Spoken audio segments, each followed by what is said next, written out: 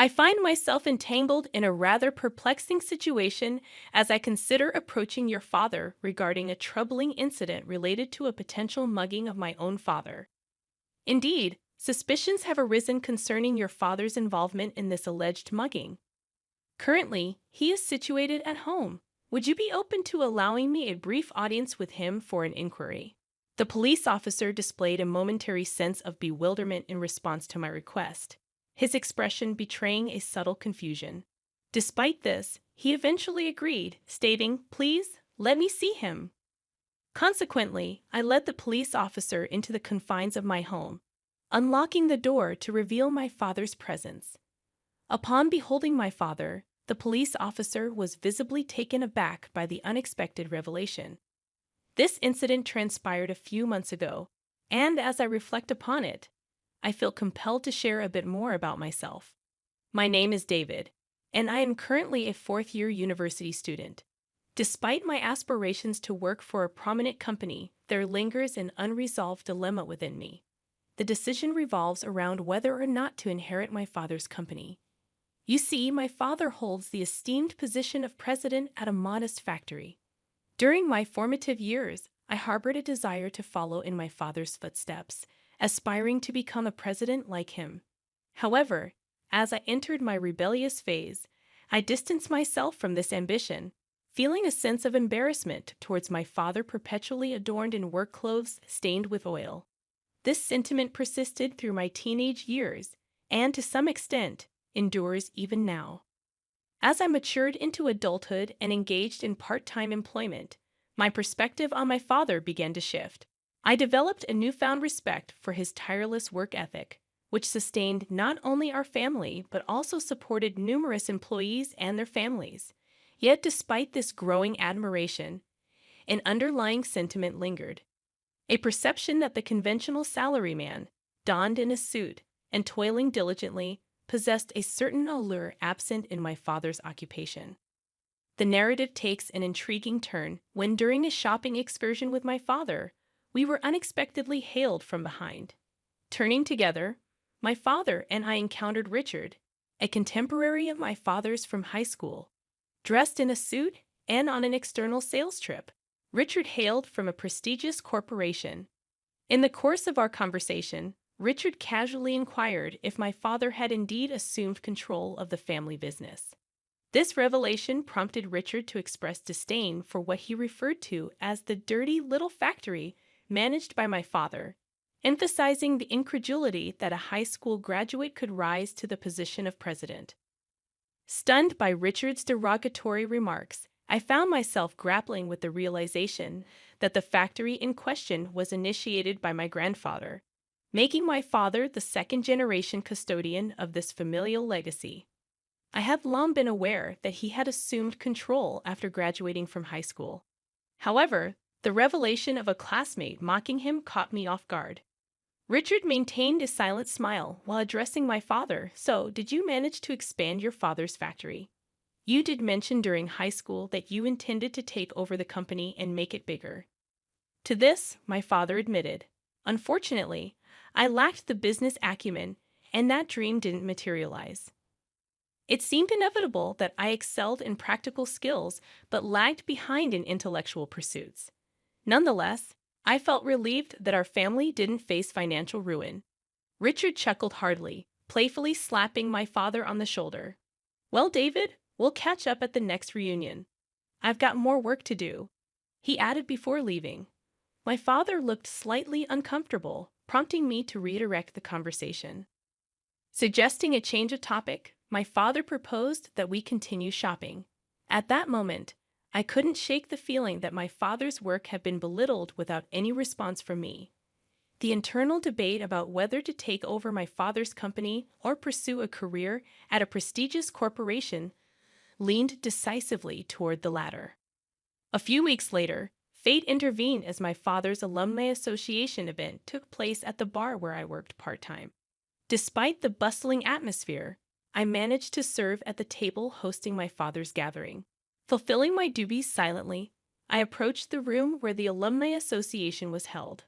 My father warmly greeted me, introducing me as his son to those present. Though similar in appearance, I maintained a serious demeanor, responding awkwardly to the teasing of my father's inebriated classmates. Richard, seated nearby, noticed our interaction and remarked, "We met recently too, David, right? Are you planning to take over your father's small factory?"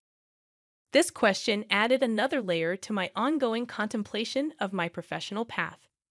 When I truthfully admitted to still contemplating my decision, an unpleasant alcoholic breath emanated from Richard, leaving me repulsed.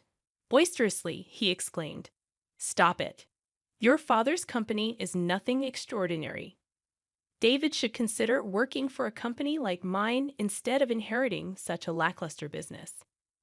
Despite his inebriated state, Richard proceeded to boast about his professional achievements, narrating a career history that began as a mere assistant but now claimed the head of accounting position. A sense of unease crept over me as I sensed discrepancies in his narrative. I sensed that something was amiss, but I chose to keep my concerns to myself, wary of potential complications that might arise from challenging him. My father, on the other hand, seemed unfazed by Richard's inebriation, and, in fact, found the situation amusing. With a lighter mood due to his own inebriation, he asked Richard about changes in his department since their last encounter a few weeks ago. Questioning the sudden shift from sales to accounting, my father caught Richard off guard. Eventually, Richard admitted to an abrupt transfer, asserting that sales wasn't his forte. However, my father pointed out the incongruity in Richard's story, revealing that the company Richard proudly spoke of had actually been absorbed by a foreign corporation, with its accounting department relocated overseas. Laughter erupted among the party attendees as Richard, now embarrassed and regretful, attempted to save face but ultimately decided to leave the gathering with heavy footsteps. Witnessing my father's ability to address the uncomfortable truth that others had noticed but hesitated to mention, I found a sense of pride in his candor, even in his intoxicated state. As half a year passed since that incident, my internal dilemma regarding whether or not to take over my father's company only intensified. The confusion deepened with each passing day, leaving me uncertain about the path I should pursue. One day, while relaxing at home, the intercom interrupted my contemplation. In the absence of my mother, I answered the door to find a visitor in uniformed clothes identifying themselves as a police officer. Surprised and apprehensive, I responded with a stiff voice, wondering if I had inadvertently committed some transgression. The police officer then brought up a purse-snatching incident, expressing a need to inquire about the matter with my father. The mention of such an incident left me puzzled, and I began to wonder about the unfolding events that seemed to add further layers of complexity to my already tumultuous life. Indeed, the enigmatic cloud of suspicion had descended upon my father, casting a shadow over our tranquil abode.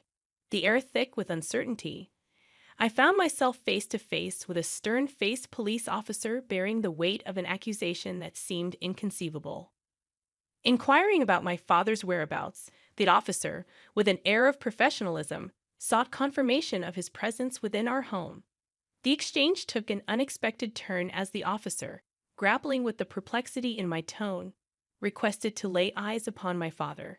Navigating the corridors of my dwelling, I ushered the law enforcement representative into the sacred space of our familial sanctuary, a room adorned with a Buddhist altar and a photograph capturing the essence of my late father's spirit. In the ensuing revelation, I divulged the heartbreaking truth to the officer that my father had met an untimely demise in a tragic traffic accident. The officer, displaying empathy amid the unfolding tragedy, extended condolences for the loss. Yet my quest for justice and clarity persisted, and I sought to discern the source of this bewildering accusation that had stained my father's reputation.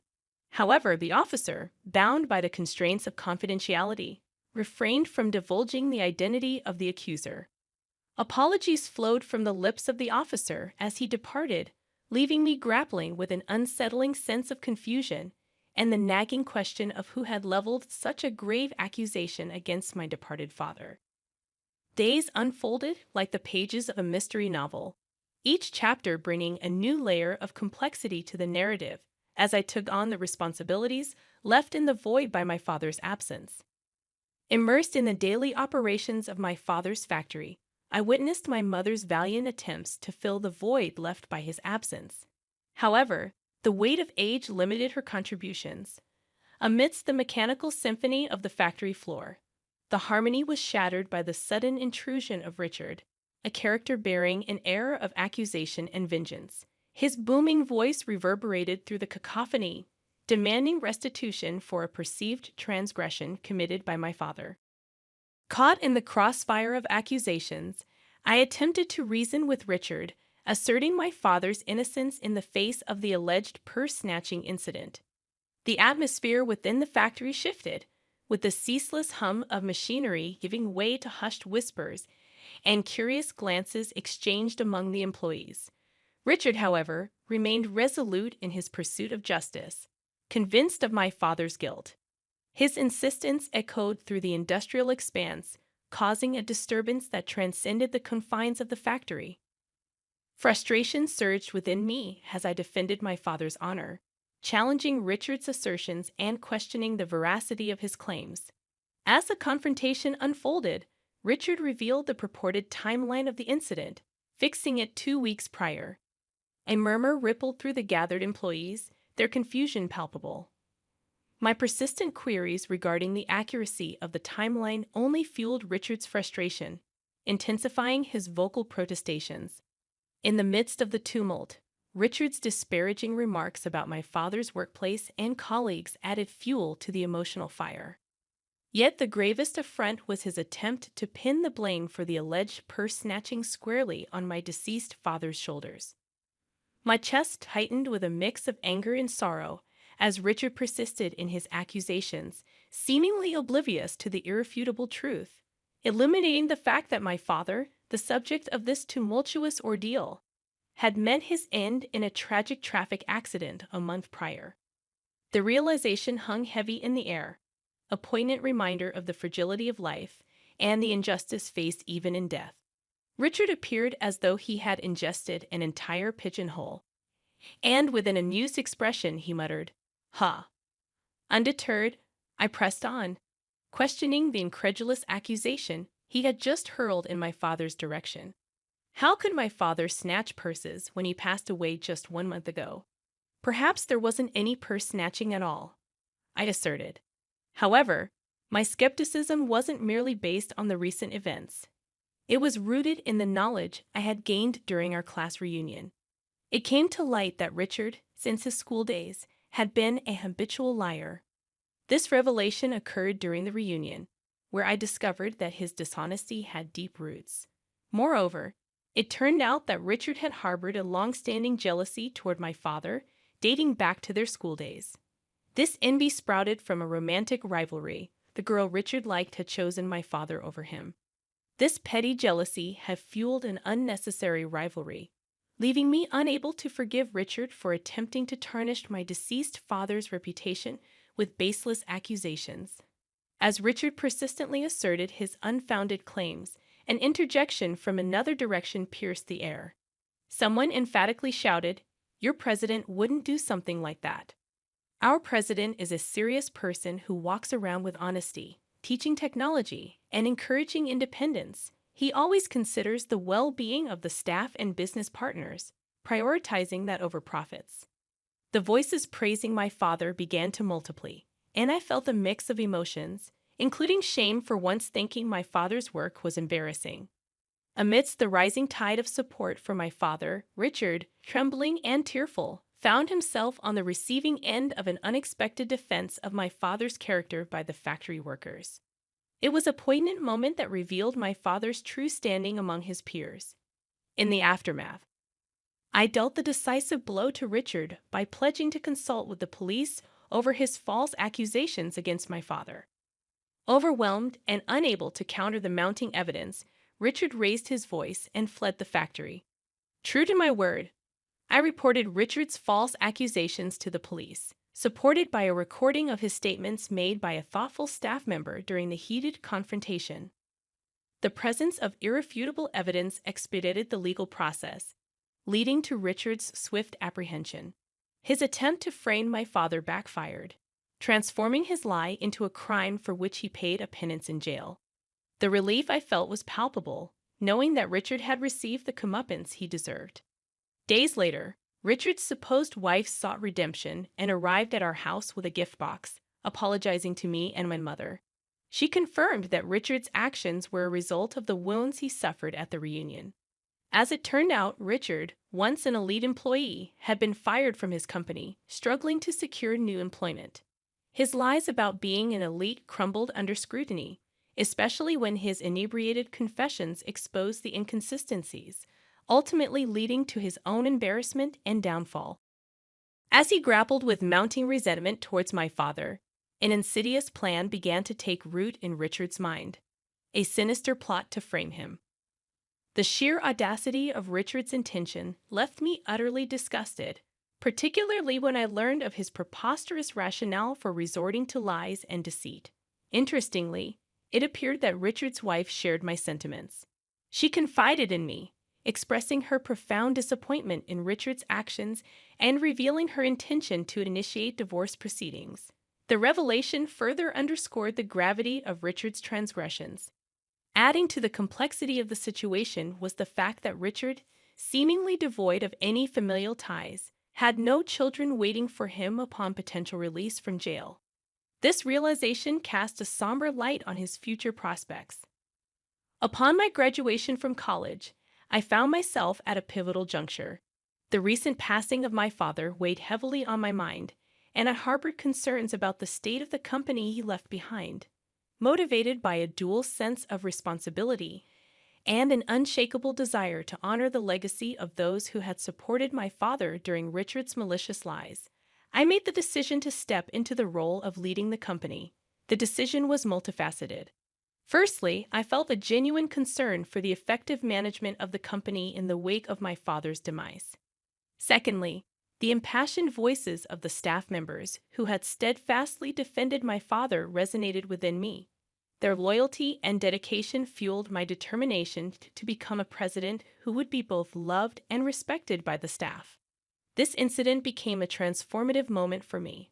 Armed with a degree in business administration, I recognized my ability to manage the aspects of the company that my father struggled with. However, I also acknowledged my need to learn from the dedicated staff members who possessed valuable insights into the technological facets of the business. The staff members, driven by a collective sense of loyalty and compassion, willingly imparted their knowledge to me, often emphasizing that their efforts were for the sake of my father. Their anecdotes painted a vivid picture of my father's greatness, and with each story, I grew more appreciative of the man he was. Confronted with the realization of my father's true worth, I found myself expressing remorse for not having recognized his greatness while he was alive. Speaking to his portrait after work, I couldn't help but feel a sense of shame as I looked at my oil-stained self. Yet, I began to view those stains as tangible evidence of my father's tireless work ethic. Determined to honor my father's legacy, I pledged to become a president who mirrored his virtues. I was resolute in my commitment to make his dream of expanding the town factory, a legacy passed down since my grandfather's generation, a reality. Addressing his portrait once again, this time with newfound determination, I spoke of my aspirations and felt an ethereal connection, as if my father were smiling down upon me. From that moment forward, I dedicated myself to working tirelessly, aspiring to become a president worthy of my father's legacy and realizing his dream of expanding the family's factory that had endured through generations.